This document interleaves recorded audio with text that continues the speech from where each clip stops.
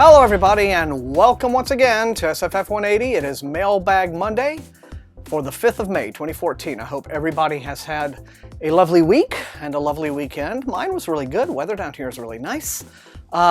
New contacts for the first time in forever, thank God. I'm so happy to have that. It's lovely.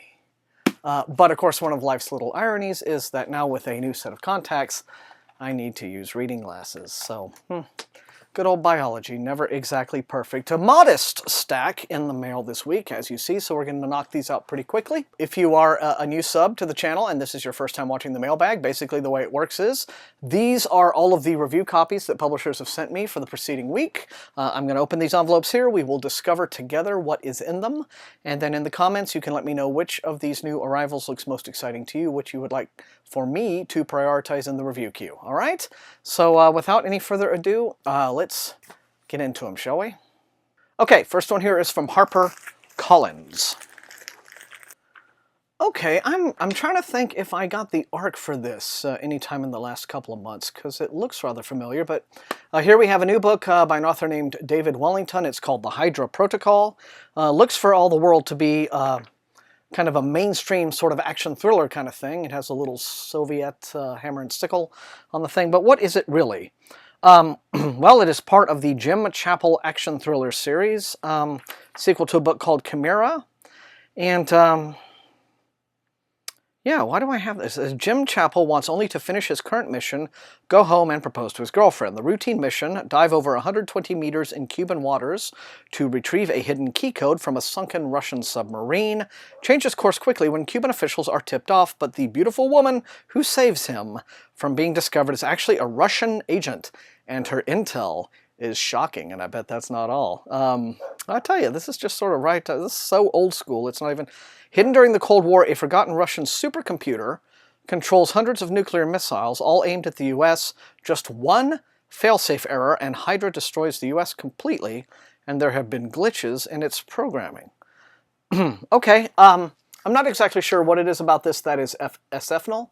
You know, maybe the whole Russian supercomputer angle, but, oh, I don't know. I mean, if you like, you know, spy and espionage and action thrillers that maybe have a slight SF bent, but definitely do have, you know, extremely hot Russian agent chicks with shocking intel, maybe the Hydra Protocol is for you. It's brand new by David Wellington from William Morrow, which is HarperCollins imprint.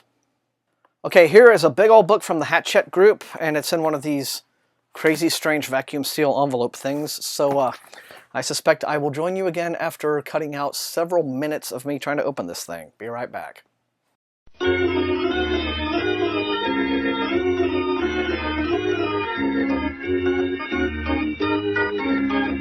Okay, I've been expecting this. This is the second book in a series called the Powder Mage Trilogy, and it's called The Crimson Campaign. The first book in the series was A Promise of Blood by Brian T. McClellan, who is a writer who's made a really good impression. Again, this is a series I'm a little bit late getting to, so when I play catch-up, I could just very easily read and review both books at the same time, knock them both out. But here we go. Crimson Campaign is Book 2. When invasion looms, but the threats are closer to home, who will lead the charge? So it's military fantasy, but as you see by the costuming and the weapons and everything, it appears to have, you know, be set in kind of a revolutionary era milieu, as it were. Let's see. In Adro, Inspector Adamat only wants to rescue his wife. To do so, he must track down and confront the evil Lord Vetas. He has questions for Vetas concerning his enigmatic master, but the answers might lead to more questions. Thomas generals bicker among themselves. The brigades lose ground every day beneath the Kez onslaught, and Chrysimir wants the head of the man who shot him in the eye. So as you see, it's all like a warfare and bloodshed and stuff like that. But I understand really quite well told, so if you like this sort of thing, I guess kind of in the, maybe in the Martin Abercrombie vein, here we go. Book 2 of the Powder Mage Trilogy, The Crimson Campaign, is now available from Orbit. Okay, this next package is from the folks at Wunderkind PR, whom I've dealt with many times, really great people. And these are two books in a series. Here's one, here's the other, Wat O'Hue Underground and the Ghosts of Wat O'Hue. As I understand it, these are very intentionally, very retro, pulpy, kind of dime novel Western adventures, except they have the little storytelling conceit of time travel, apparently. So let me see, let me just kind of read the back of one of these here. Affix reading glasses to face. Okay. Wat Oh-hugh, it says, is a self-made man, a Civil War vet, time roamer, former orphan of the New York slums, and dime novel hero of the lost, magical West of the 1870s. And Lucy Billings' most beloved lover. When Wat returns to New York as the star of a Wild West show, he thinks his ship has come in.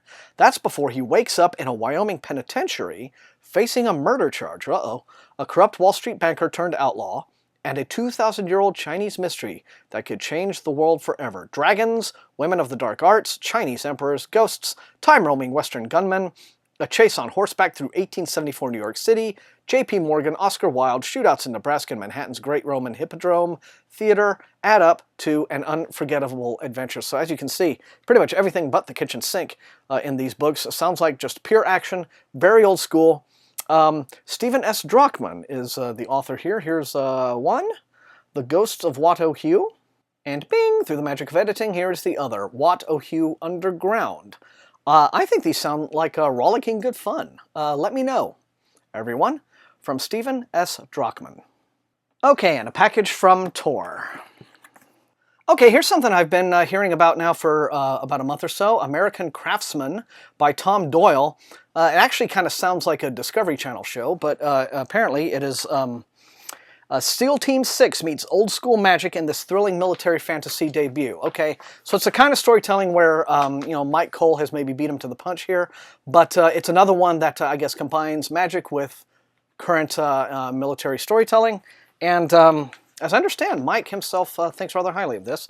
So, in American Craftsman, by Tom Doyle, two soldiers will fight their way through the magical legacies of Poe and Hawthorne to destroy an undying evil if they don't kill each other first.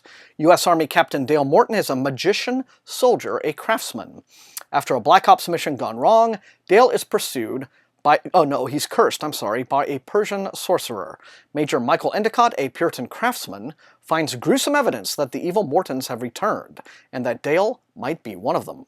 Meanwhile, Dale uncovers treason in the Pentagon's highest covert ranks.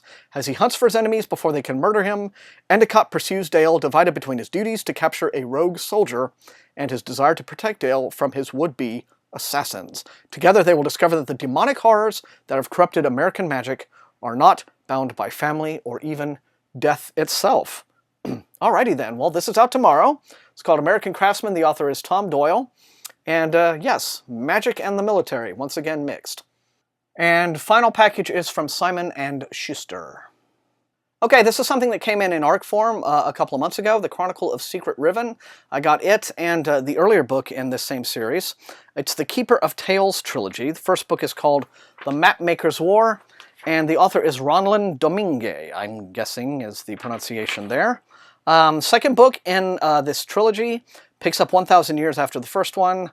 The titular Secret Riven is an uncanny child with a heroic destiny and a gift for communicating with plants and animals. A mysterious feat considering she doesn't speak a word until she's 7 years old.